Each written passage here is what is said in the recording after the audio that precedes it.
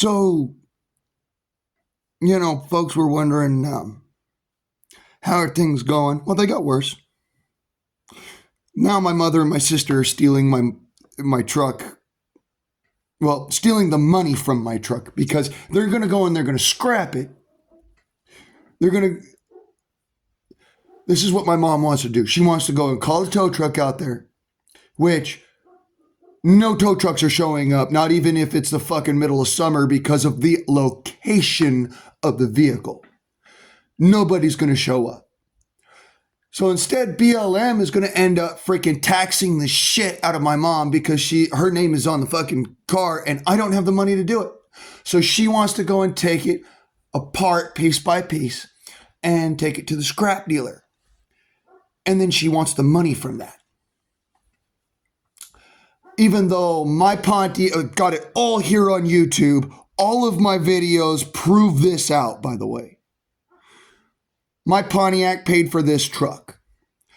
I worked at Uber Eats to pay for my Pontiac. So in all reality, all recollection, that is the fruits of my labor. That is my equipment. Whether or not it's partially in her name. All of it came from my efforts. The fact that it's partially in her name, when I say it's partially in her name, it's an and/or licensing. Meaning that while the fiscal ownership is mine,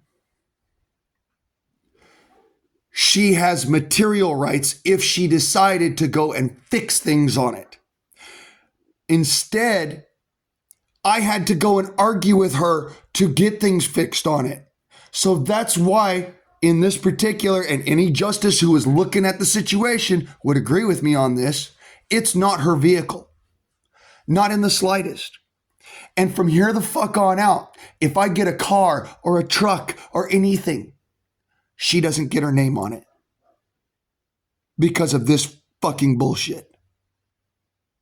This same exact horseshit. I asked for two things, two tools, just two. And apparently, because I was asking for tools that are absolute necessity in order to live in the Pacific Northwest, that's a 10,000 pound working load winch. Not a winch, a winch. The ability, the tool that gives you the ability to literally pull a freaking log straight up out of a crevasse. Pull somebody, climb a tree with a Jeep. A winch. And a chainsaw. Two things that if you live here in the Pacific Northwest and you do not have them, you need to get them. It should be a law that you have to have a working chainsaw.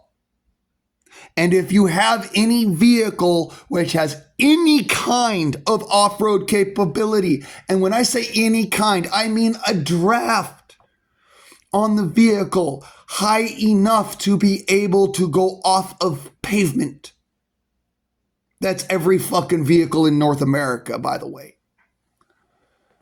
That's even a freaking Dodge Viper. You can pull that motherfucker onto the shoulder and off onto the gravel. So I don't want to hear the bullshit about it can't go off-road. No, it can go off-road. It just can't go for-buying off-road, which my Suburban has a much fucking higher draft on it. So legally speaking, under this law that I'm proposing, I would have to have a 10,000 pound winch and a working chainsaw, neither of which I have.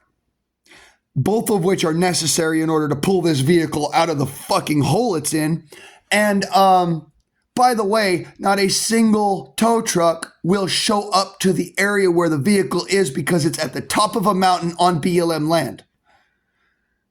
In other words, they'll laugh at you and tell you to go get fucked. I'm the only person who's willing to pull that son of a bitch and piece of shit out of there. And I've got no qualms with letting it rot until I got the right fucking tools for the job. So, instead of yelling and screaming my head off like I did for y'all in the live streams and whatnot, I'm just making this video and I'm just putting it out there exactly what the fuck is going on and how I'm going to handle it.